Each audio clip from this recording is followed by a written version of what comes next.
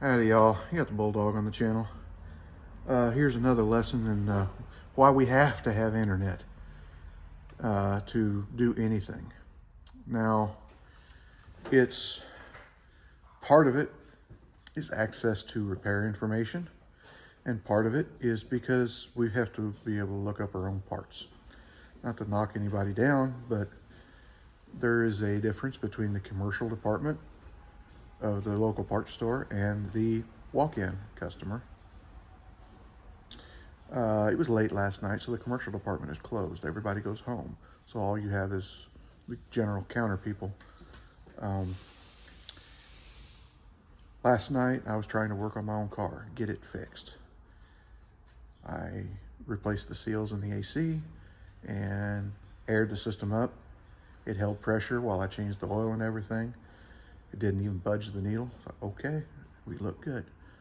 I knew those seals were bad, so I hoped that changing them would seal up my system. It seems to have. I took all the air out of the system and hooked the vacuum pump to it, sucked in an ounce of oil because it needed it, and vacuumed the system down for a good 35 minutes. We charged it up and then went to start the engine, and it would not engage the pump. Beforehand, before I took this thing apart, you have to take the pump out and do an alternator. And last fall, I had to do an alternator. So I saw that it was low on Freon then, so I didn't put anything back in it. My windows don't work. It's a black car. I kind of like to have AC right now, but I guess I'm not allowed to. But anyway, last night, the system wouldn't start. Well, I had that thing unplugged, and it's very stiff, so maybe I just didn't get it plugged in good enough. I reached underneath there, and I was wiggling on wires and gripping them, trying to make sure it was plugged into itself. The pump kicked on. Okay, cool. The pump kicked on. Maybe it was that. I didn't feel it move, but maybe it was that. The pump's sitting there running. I slide out. I look at the pressures on the machine. The pressure looked good. I take the deal off and hung it, and then when I turned around, there's smoke rolling out from underneath my hood. Oh boy. I do the sign, cut it off. My boss shuts it off, and I look down in there. The smoke's not coming off my engine, because I thought, oh, I changed the oil. Maybe I cut a seal in the oil filter, or something stupid like that. Never happened before, but why not? I look, and no, the smoke coming from the radiator. More specifically, from one of the cooling fans. Electrical smoke. Now I can smell it. It's just rolling out from one of the cooling fans. All right, so, shoot. Well, it has another cooling fan. That's an auxiliary, so I don't need it. If I can just unplug it, I'll just unplug it. I look down there, it's wired directly into the motor. Well, I don't want to ruin the wires if I have to use them again, so I try to look up and see if that wire comes with the motor or if it's something that I have to reuse. Well, our internet's down. Well, our internet's down, so I can't look it up. I can't see what the assembly comes as. So here I am, 8 o'clock at night, or actually it's 8:30. I call the store. You get the counter people. And, hey, I got this vehicle, need a cooling fan assembly. Yeah, I got a couple of them. They're Hayden. One of them's, it's like $65, and the other one's, $75. Hayden? Yeah. Are you referring to Universal Catch-All Motors? Yeah. You don't have any other availability? No. Well, I need OE.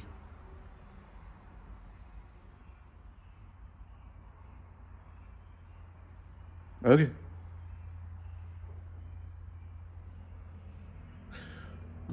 All right, well, thanks for checking. Hung up. Our internet had gone down. That's why I had to call the store, because I couldn't look it up on my own. They got everything fixed late last night, and I get here today, and my boss has already ordered a new motor. I thought, well, I don't need that motor. I can just cut the wire. But with no internet, I can't even look up the wiring diagrams or to find out how the system works. We cut the wire. Now the pump won't engage.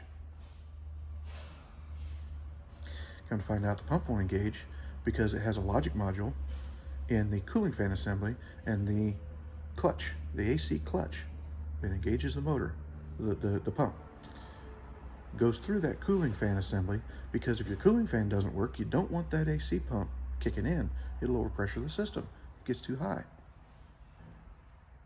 So they built in a safety where it has to run that circuit through the cooling fan. And if that circuit is open, it will not engage the AC pump.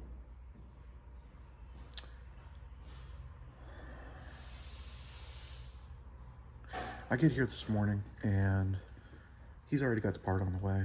It's expensive. Ordered it from the same store that told me they didn't have it. Here's those two that they priced me. It's the only ones they have in stock. But there's the one we ordered.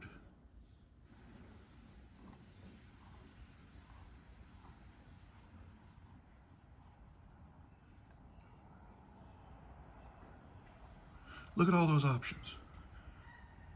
Page 2. Those don't have pictures, but that is what happens whenever you're trying to do something and you're talking to somebody on the phone. You don't know if they know what they're doing or not. You have to kind of know the people there, and they cycle through all the time, especially the counter people. The commercial people usually cycle a lot slower, and they stick there longer, and you kind of know whether or not to trust them.